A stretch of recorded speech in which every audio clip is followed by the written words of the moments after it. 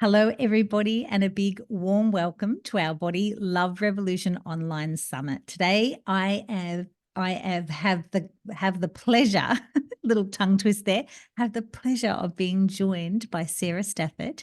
I'm going to tell you a little bit about Sarah. Sarah is on a mission to empower her clients to break free from dieting and transform their relationship with food and their bodies through intuitive eating. As a highly experienced, accredited practicing dietitian and passionate advocate of non-diet intuitive eating approach, Sarah firmly believes in promoting health at every size. And she uses the HAES, the HAES principles, and rejecting restrictive diets in favour of a holistic approach to health.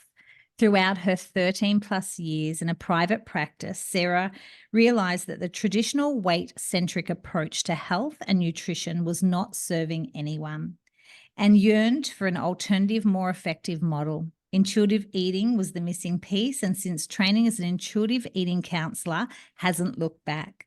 Her personal journey of overcoming disordered eating adds to a unique perspective and empathy with the clients she works with, fueling her dedication and passion to create a lasting impact on diet culture for future generations. Beyond Sarah's professional endeavours, Sarah is a devoted, yes, you're about to hear this, I'm not going to say it twice, mother of 5, providing her with first-hand understanding of the challenges and responsibilities of balancing family life, marriage, and entrepreneurship. When she's not spending time with her children or working in her business, you can find Sarah immersed in nature, enjoying walks in the bush or by the sea. Welcome, Sarah. Thank you so much for having me, Emma. I'm so happy to be here. Oh, I'm delighted you said yes. We recorded a podcast together late last year, and our podcast, chatting with you opened my eyes up in so many ways, and I really enjoy your take and your knowledge being a dietitian, working with clients, having this intuitive eating bow to your feather to your bow is tremendous. And also your personal journey, your own journey. And like we said offline, managing 5 children, a family, a marriage, and a business, that makes for a very stimulating life, no doubt. So, yeah, so you are a busy woman, or I try not to say busy, a stimulated woman. That's what I try to say. Highly. highly stimulated. So today, the Body Love Revolution, today our chat, I have some great questions that I'm going to ask you because I absolutely love your take and your experience.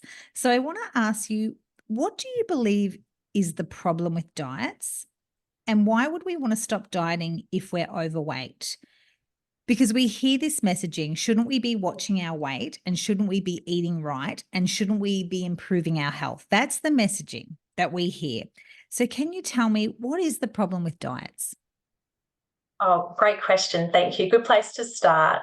So I think it's important to begin by understanding that, we have this belief and this assumption that our society and culture and a lot of the medical and health professions operate on is this assumption that a lower body weight is healthier. And that, if we need to improve our health, then we should be trying to lose weight. So it's a commonly held belief, and it's one that hasn't really been challenged up until recent years with, some new science and evidence that's coming through. I would bargain that most health providers will still tell you that weight and health sort of go hand in hand. But yeah, like I said, the science is telling us that it's going in a different direction, which is lovely. Because from my experience, I've noticed, all the clients that I've seen, thousands of people have not been able to make the weight loss stick, or the small improvements to their health just hasn't stuck around. It hasn't persisted. They might have gone down into some disordered eating behaviours, or they might be sort of stuck in this cycle of, diet after diet after diet. And it's just not the answer that we're looking for. And I think, there's also an idea that, this higher weight is causing disease or illness.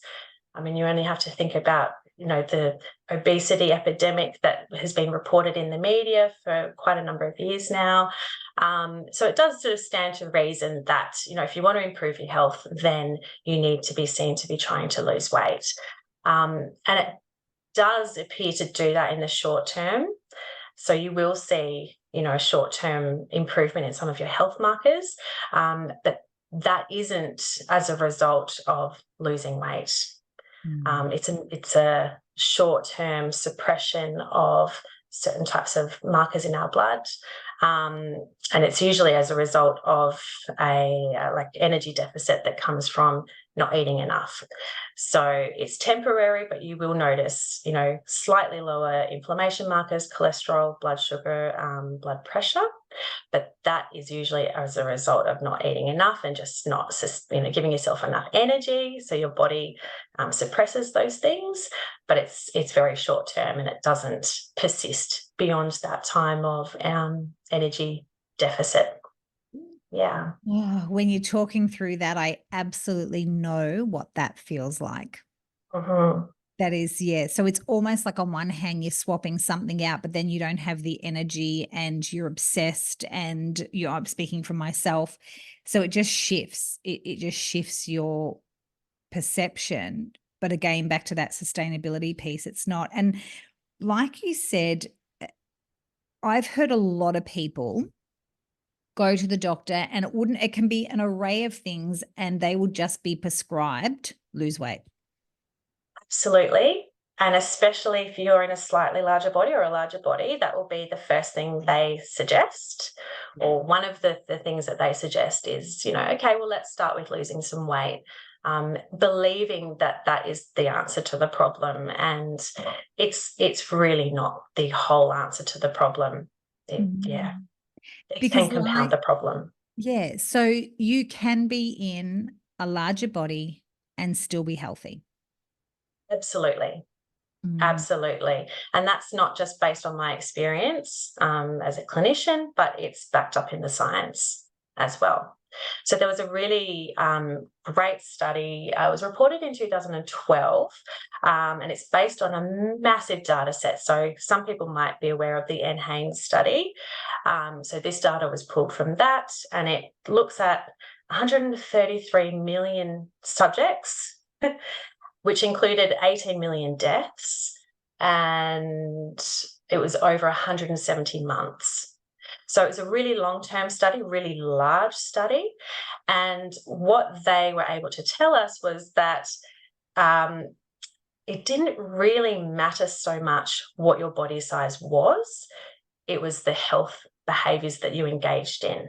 So the more health behaviours you engaged in, the less likely your weight would have an impact on your mortality or your risk of dying. So when we it'd be great if I could show you a graph, but I can't. I'll just try and explain it to you. Yes. So if you are eating 5 or more serves of fruit and veg a day, if you're not smoking, if you're physically active, and if you're drinking alcohol within the guidelines, so that's between 1 and 2 standard drinks per day, depending if you're male or female. So if you're doing all of those things, then your risk of dying is almost equal no matter what your body size. Wow. Yeah. So, we have this really strong belief that weight is a big part of the puzzle, but it just isn't backed up in the science. It's just not there. That is wonderful to hear.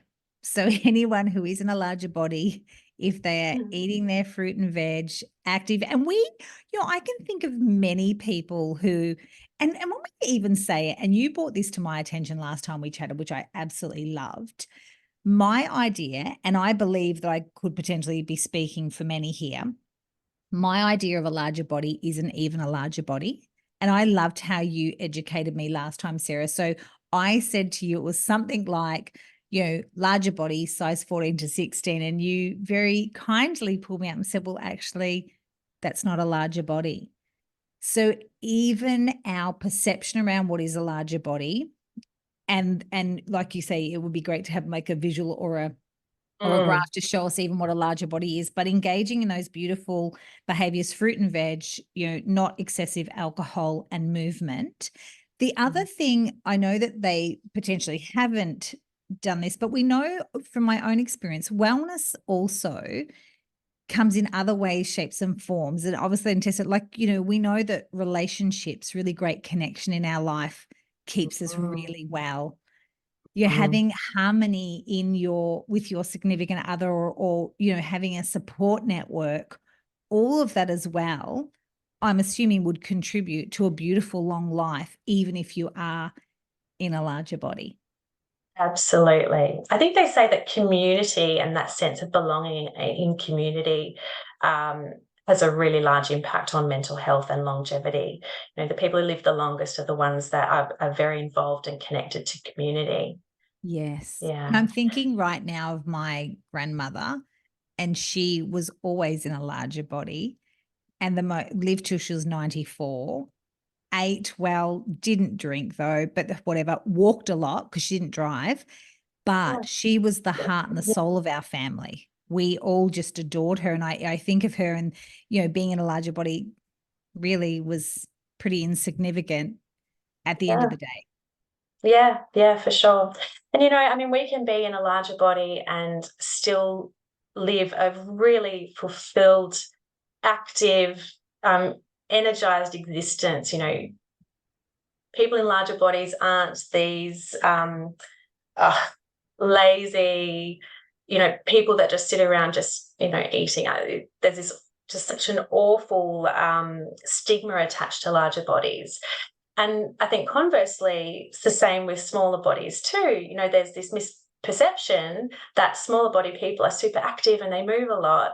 But, you can be healthy or unhealthy, depending on what your definition of healthy is, but we can be healthy or unhealthy in any size body. Yes. And that's backed up in the data too. People who are in, that perfectly healthy, BMI category or lower, can have a higher risk of mortality depending on how well they look after themselves. So, yeah, it's not cut and dry, and it's not, it's not our body weight that determines our health at the end of the day. It's so much broader than that. And that's what I love about intuitive eating, is that we just cut the weight out of the equation. We don't focus on that. We focus on all those other things that we do know does have an impact on our health. Can you explain to everybody what intuitive eating is and why it's a better path for our health? Yeah, for sure. So, intuitive eating was my preferred approach to eating. This is based on my experience, and you did mention in my bio my history of disordered eating. And being a dietitian, I'm exposed to so many, diets and ways of eating. And like I said, it was like a massive light bulb moment that, happened when I came across intuitive eating. So this is something that I really, really strongly believe in. I think it's what we were born to do, really. If we look at the way that babies and infants or, toddlers eat, they eat intuitively. They listen to their bodies. They stop when they're full. They know what they want. They know what they feel like. And, all hell breaks loose if they don't get it. But, they don't follow a diet plan. They don't follow nutrition guidelines. They just listen to their bodies. And I think most of us will know someone who has never dieted, and it's probably a man. Don't want to be sexist, but a lot of us women have been encouraged to watch our weight and try and lose weight. So, you know, we've all met someone who has never dieted, doesn't worry about their weight, and eats intuitively. So to give it a bit of a definition for people who've never heard of it, it's about tapping into your body, listening to the very subtle signals and cues that our body sends us to help us to choose and decide what to eat. So rather than following a diet, following like an external diet plan, or following guidelines, or counting macros or calories or anything like that, we make decisions based on our body, how our body feels, and what signals we're getting from our body in that moment in time. So it might be that, you know, we're feeling genuine hunger, and it could be quite strong hunger, and, you know, you notice that it's approaching lunchtime. So then you might decide, okay, now's the time to have, you know, a decent sized meal because I know that I'm feeling quite hungry. So that's part of eating intuitively, is noticing those signals and then honouring them, asking your body what feels good right now, or what would feel good to eat right now, and then listening to what comes up, or noticing what food, when you run it through in your mind, what food is really appealing, and what do you think is going to be really satisfying, and what do you think is going to support you and your body to achieve what you need to in the next few hours until your next meal. So even though I might be, you know, quite hungry right now, I know that, you know, I've got, you know, certain errands to run, or I want to go and enjoy a strenuous walk on a beautiful day. You know, a salad might not be enough to keep me going. I'm going to need something a little bit more substantial. So yeah, it is a bit hard to define, but simply put, it's tapping inwards, listening to those signals, and then honouring them. Yeah, I like that. I like it a lot. And I've been just recently asking myself, because I find different textures of food, or warm and cool are sometimes of preference, you know, particularly where summer, I'm on the Gold Coast, it's really hot. So it is that time where you want more of those cooling foods as opposed to warm foods, but checking in with that. What is that I feel like? And the crunch, do I want some crunch, or do I want, you know, it's those little things, which is been lovely. My awareness is raising about that, tapping into what do I feel like? What's the texture? What's the temperature? What's, you know, all of those lovely little questions. Absolutely. And do you find when you eat that way that you feel more satisfied at the end of the meal, or when you finish eating? Yeah. And it's prepared with a lot more love and care. It's been thought through, as opposed to grab and run. It's been thought through, and just a little bit more, the word is love, more love is being put into that. And I think when you feel that love for that food, I think we appreciate it more, we enjoy it more, but we feel really satisfied. And I think that satisfaction is a really big piece of the puzzle, because when we don't feel satisfied, we're still looking for something else. So, you know, we might be snacking between meals, or we might be feeling physically full, but we're still putting more food on our plate because it hasn't quite met that need for texture or temperature or even flavour. And that's one of the problems with dieting too, is because if you're following a meal plan, and it tells you, okay, you need to eat this now and you need to eat that then, you might not feel like that, and you're not going to feel satisfied. So you're missing out on that, you know, feeling just done and happy and satisfied, sated, relaxed, peaceful. Yeah. Even the feeling that when I'm thinking of that, it's the word nourished, like it's satisfied, nourished, like I feel like I've totally nourished. I've hit all those markers of the taste, the texture, and I'm not looking for something. Yeah, because it feels like I've hit the spot. I've hit the sweet spot. Yeah. Absolutely. You asked in that previous question, why is it a better path to health? So I just wanted to speak on that, touch on that for a little bit. So There's a number of reasons why I think it's the better path. We've brushed over a little bit about dieting, but dieting is just fraught with difficulties and problems. We know it doesn't work. So, I think most people know it doesn't work. So, now we do a lifestyle change or we eat clean or whatever. But, they are still diets, still, just dressed up as something else. But intuitive eating, when we are eating intuitively, it just actually feels really good to live in connection and synergy with our bodies, and to know, like, on that really deep level, that you're nourishing and you're giving it what it needs and what it's asking for. You're not fighting against it. You're not trying to change it or control it. You're not, you're not working against it. So it feels smoother and calmer and a lot more peaceful. But also, because when we eat intuitively, we really focus on looking inwards. We become really good at doing that, but that has other sort of knock-on effects, and we become a lot more connected to our bodies in other ways too. So you'll notice feeling more connected to your emotions and your ability to perceive, what's actually really going on and how those emotions are affecting other areas of your life. Even, managing or detecting and managing pain, and just general self-care, and just, noticing, okay, what do I actually need right now? Is it a really vigorous walk or gym session? Or is some yoga or stretching or Pilates something, more, going to meet my needs right now? So there's that.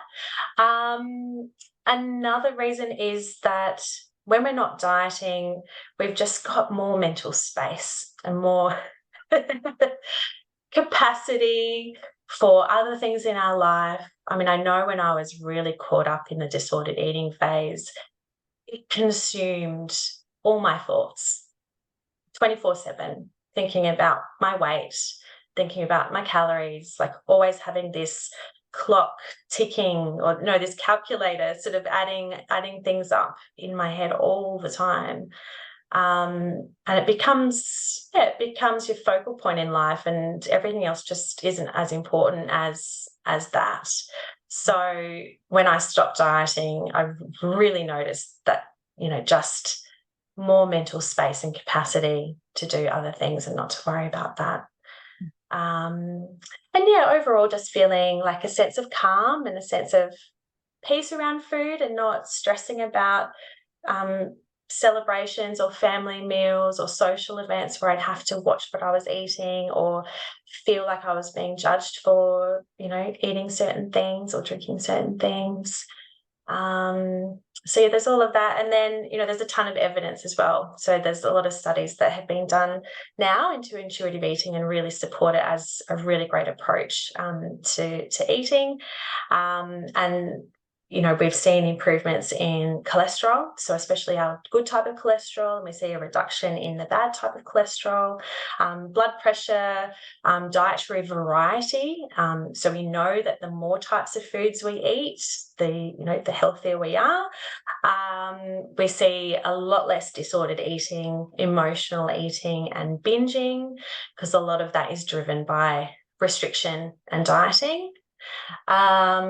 We see better mental health, better body image, self-esteem, sense of well-being and optimism, and just sort of general satisfaction in life. And that's all backed up by the science, which is just so wonderful.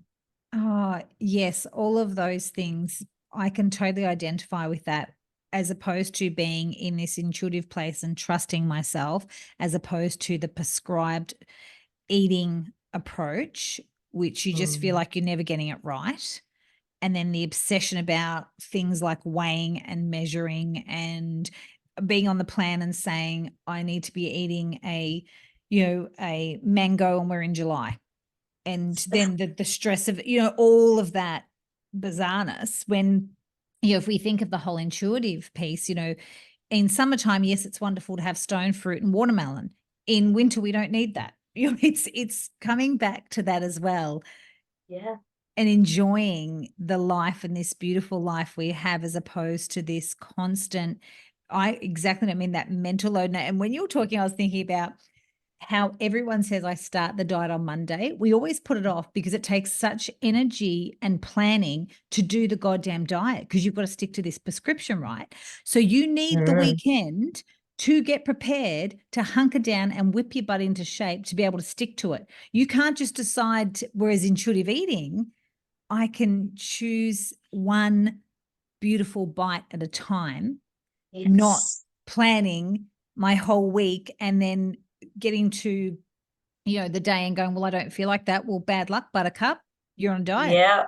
You know? And you're so right. And it also sort of highlights the fact that it's a chore. It's not something you're going to start on Saturday because, you want to enjoy your weekend and you want to enjoy your food. But yeah, when we eat intuitively, every meal and every food, well, look, I mean, that's a bit of an exaggeration. There are some times when we do just eat because, we kind of have to and whatever. Yeah. But 90% of the time, the food we choose to eat is really, really enjoyable. Mm. And it's joyful and it's relaxed and it's not a chore and it's not a hardship at all. Yeah. And there's Yeah, there's an abundance in that, as opposed to a scarcity. When you're having to weigh out and measure and this and that, then there's just so much scarcity. And, from my own perspective, it really is that feast or famine mindset. Whether either famining or we're feasting, there's nothing in absolutely. between. Whereas Yeah, it sounds to me like absolutely. intuitive eating is that sweet spot, again, that beautiful spot. I'm not in feast and I'm not in famine. It's okay. Trust yourself. If you want Mhm. to eat that, eat that. But that's the other thing that I do get a little bit with intuitive eating, and I do want to ask, does Yeah. it just mean it's free for all, eat what you want? Yes. And I love this question. I love it because I feel the fear. Yeah. And I have felt that fear. So, I mean, I was trained as a dietitian. I've been trained in restriction and ticking boxes and making sure, the calorie intake is right and you're getting X number of veg and fruit and protein. I come from a place of control. Mm. And when I heard you can eat whatever your body wants whenever it wants, alarm bells were ringing. I just thought, what is this? I'm just going to eat anything and everything. There'll be no structure. I'll just eat chocolate all the time and I'll just binge and whatever. Like, how can that be a healthy approach? So I feel this to my core because I have been through it. And I will say, okay, so in the beginning, when you are learning to eat intuitively, it can be a little bit messy because you're learning something new. It is a bit of a new skill. I mean, we have these skills innately. Think about, the infant or the baby, the child or the person who's never dieted. We do have these skills, but a lot of them go offline because they've been overridden through dieting. Mm. So when we're dieting, we are often ignoring those hunger and fullness signals, and the body eventually gives up. So it's a bit like knocking on the door, no one's answering. Knocking on the door, no one's answering. No one bothers knocking on the door anymore because no one's answering. Mm. So it can be very messy in the beginning to get it right. But once you get through that, once you learn to trust your body, and you do that only through experience of getting it right and getting it wrong sometimes. But once you have rebuilt that trust in your body and learned what those signals are for you, then, I mean, I've got to say my diet is even better than before I was before I was eating intuitively. But what it means now is that, I feel full freedom in my food choices. So if lunchtime approached and nothing was feeling appealing in the freezer or the fridge, I just didn't want anything but a bowl of muesli for lunch, then I'd have a bowl of muesli Mm. or a bowl of ice cream. whatever. So it does mean abandoning those rules that we've lived by. But when we are actually really in tune with our body is not going to ask for chocolate and ice cream and chips and burgers and whatever all the time, because our body doesn't want that. Our body does want to be nourished and fueled and to feel satisfied and sated. It doesn't want those, the rides of sugar highs and lows and all that kind of thing, even though they are enjoyable foods. When you actually really tap in, it's not what your body's asking for. Yeah. So I'm really glad you asked that question, because, it's a bit of a sticking point for people. They might start this journey and sort of, feel a bit out of control or feel quite fearful about taking that leap. And you can do it as quickly or as slowly as you need. But once you start to build those skills, build trust, and then it just kind of snowballs from there, and you'll find, a few months down the track, then you're doing things a little bit more comfortably without having to think about it too much. Sarah, very empowering, because it is taking your power back. I think of my own journey. I have outsourced my eating too many times. It's the bought in meals, the Jenny Craig, the light and easy, the I can go on and on and on, and you've heard it all, from your clients. And this is the bit where the intuitive eating bit, it is a practice. I believe it's a practice, and I love when you said, it can take as long or as short, you can integrate this, and it's a process. And from my own experience, no, I'm not going to get it right all the time, this practice, but it really is empowering when you do start to have those feelings of satisfaction and nourishment after a meal. That's the little key. If I think about myself, I'm on the right path, as opposed to this outsourcing so many things in my life. And there's some things you can outsource, and this is not one of them. Love that. Yes. Yeah. I really love that. Can I use that? Yeah, absolutely.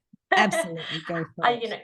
You're so right. We outsource so much, and that is just part of being a woman or a person in this time, in this life. Right now we do need to do that to survive. But yeah, no one can know you, and no one can know your body better than you do. I love that. Just, it really captures it beautifully. I love this. So I do want to ask, what to do if I genuinely dislike my body and want my body to be smaller? Because I would imagine, and this is absolutely, I grapple with this, wanting to be intuitive eater, wanting to be comfortable in my own skin, but being pulled, but every now and again seeing a photo of myself and going, oh. So what do we do if we actually want to be in a smaller body? Yeah. So again, this is something very personal to me, and this is something that I fluctuate with as well. So I will say, the longer that I've been on this journey, the further apart those fluctuations have become.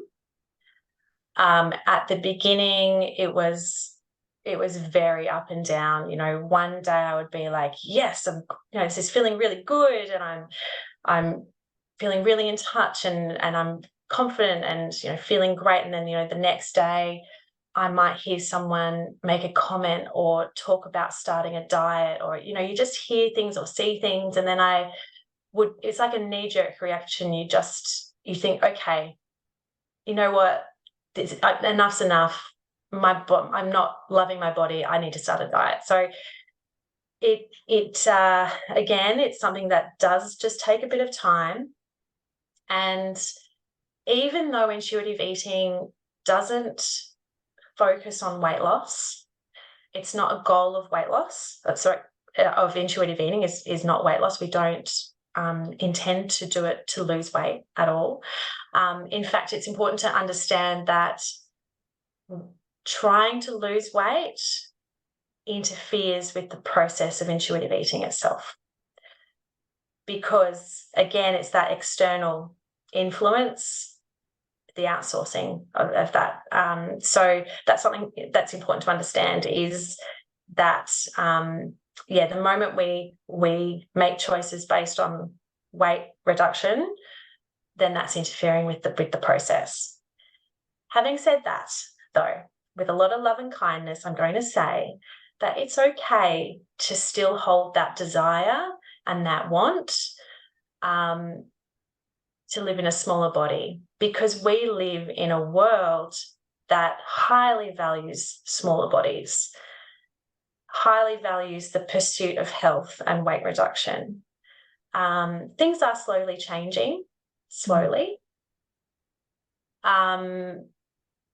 but we've grown up with it being the norm, and it's really hard to undo that.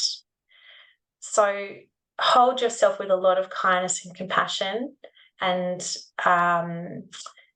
be okay with that. But at the same time, you don't have to act on it.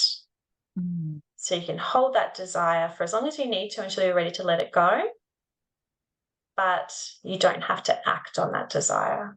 And that's something that helped me just to sort of catch myself as I was getting that knee-jerk reaction, oh, I need to lose weight. I was like, oh, wait, hang on. I don't need to act on this. I don't need to start the diet.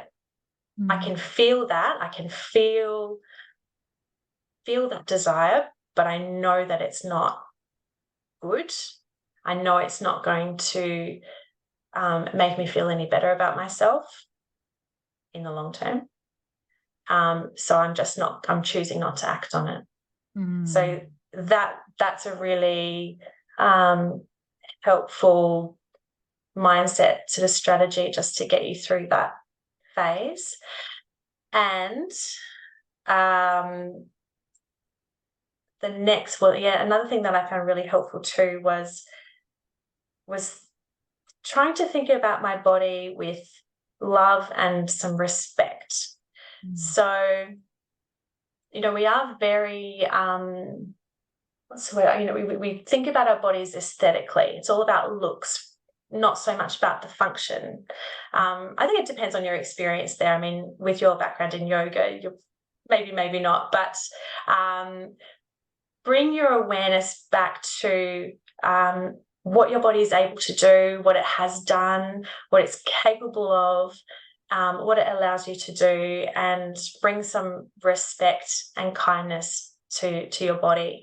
And I started doing this in the shower, and coming out of the shower, looking in the mirror, and instead of picking apart the bits I didn't like and focusing on, the mum tum and the lumps and the bumps and the wobbles and all that kind of stuff, I was quite firm with myself, and I would change that inner narrative to, thank you for stretching and allowing my children to grow.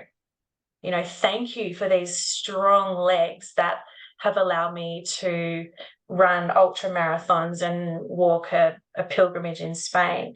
Thank you for these strong arms that I can carry my children with. Changing that inner narrative really changed the way that I viewed my body. Nothing has changed about my body. Looks the same, but the feeling that I have towards my body has changed because of that language that I'm using with myself. Yeah, that is, like you say, it's that loving kindness, loving compassion practice. And I just recently turned 48, and my little loving compassion practice is, what a privilege it is to turn 48. Many haven't. So how wonderful that I now get to be in a 48-year-old body. That actually gives me goosebumps. Yeah, I love that. It's that, isn't it? And that's the practice, because it's really easy to, and like you say, every now and again we're going to have a slip up. And I love that, because I have been, particularly this time of year, there is such a pull, a lot of conversation. I was chatting to quite a few people in the last few weeks that, I'm on the shred and I'm this, and then it does. It's like almost like that for me. It's like that inner war wants to start where, it's like good cop, bad cop, one going, no, we're intuitive here. And we've got this, and the other one going, oh, this is ridiculous. Just, it can almost ignite that inner war again. But I know that inner war, absolutely what your beautiful, business is called Peaceful Eating Project. This is not peaceful eating. We're at war again. Yes. It's like, Yes. it's not the way it takes a lot of, like you said earlier, just so much, consumes so much. There is nothing peaceful about it. It's a war. It's not Yes. peace. Absolutely. And I firmly believe that we're not designed to live that way. We're not designed to live at war with our bodies. No. And we're not designed to scrutinize every morsel that we eat. No. There's so much more to life than all of that, right? Yeah. Oh. So, when you bring it back to, the core of who we are and what food actually does mean, as far as our body's concerned, it's just purely survival. Yeah. And dieting just triggers off all of those survival mechanisms. We can't win the war against our body. We actually can't. No. Not for very long. We might be able to short term, and you will meet people who have managed to lose some weight and keep it off, but that's a very small minority. And I'm willing to bet that those people will have to maintain an additional level of control to maintain that loss. But for the vast majority of the population, it's just not possible because our body is so geared to survival, and it makes these very subtle changes to our biochemistry that promotes weight regain, high fat percentage, like all sorts of very subtle mechanisms to hold on to our weight for survival. Yeah. Which, we could be very thankful for if we needed it. True. But it's highly unlikely. So we need to really give ourselves some love and kindness and reduce that war. Don't go the peaceful route. Yes, so I want to ask please. Sarah, what would be the first steps you could take if you want to stop dieting? Just what would be just a first step that you could take? Yeah. It's going to need a little bit of bravery to say no and to catch those moments. So an awareness of those moments would be a really lovely first start. And practicing tuning in. So, yeah, that would be the absolute first step, is just start by tuning in more into your hunger, into fullness, into what would feel good in my body right now. What is my body asking for?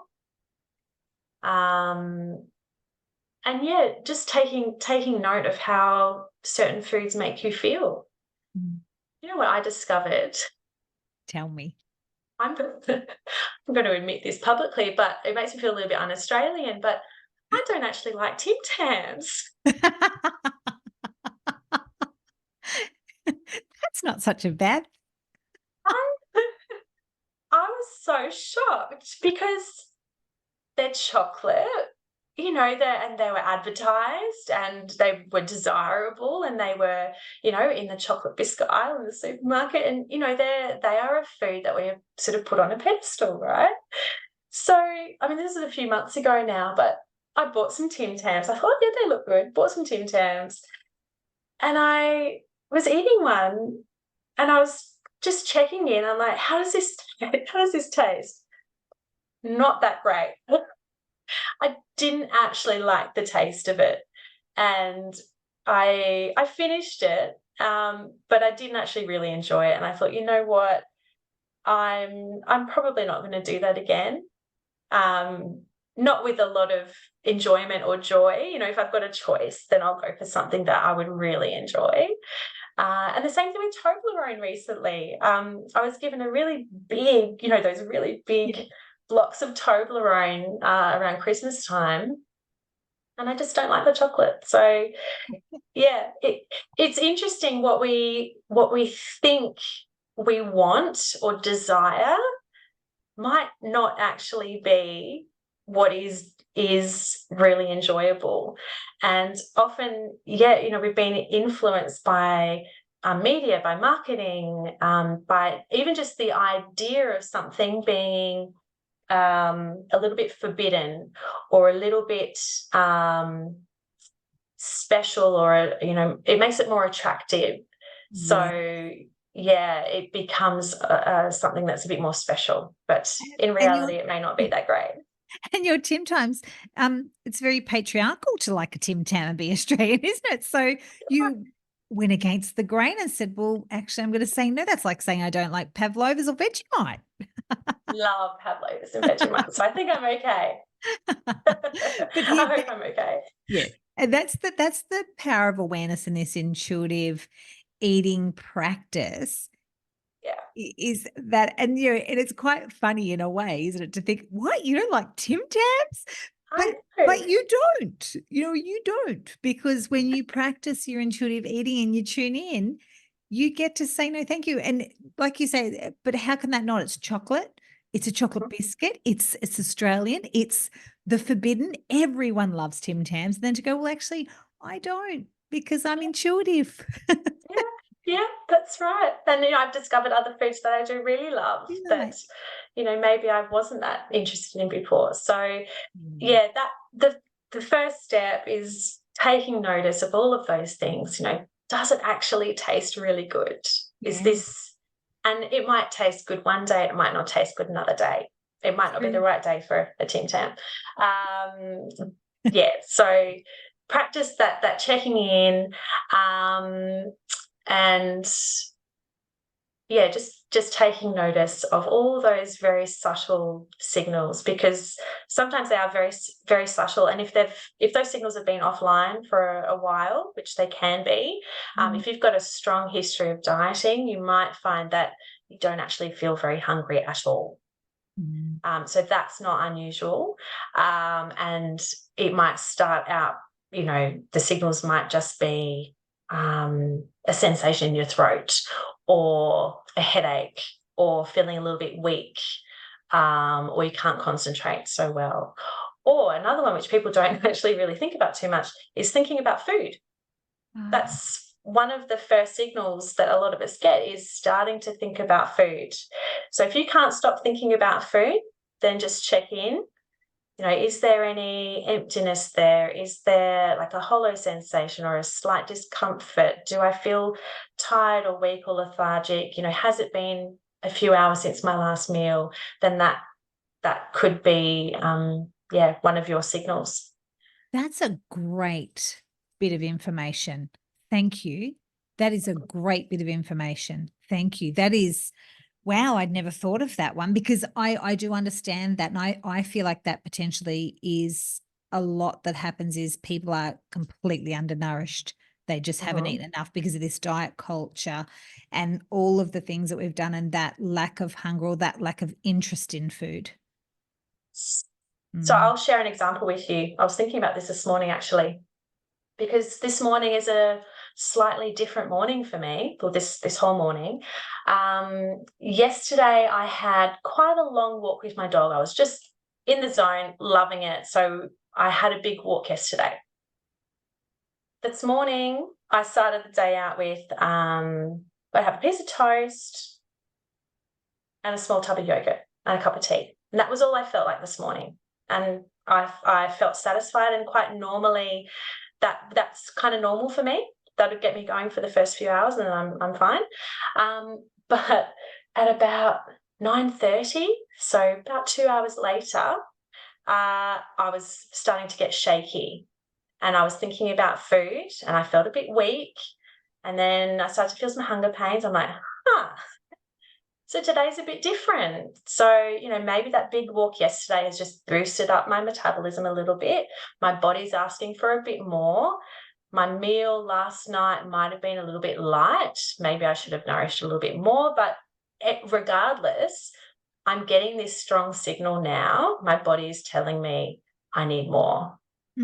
So I go back. I had some mushrooms on toast with some avocado. I made myself a cup of tea.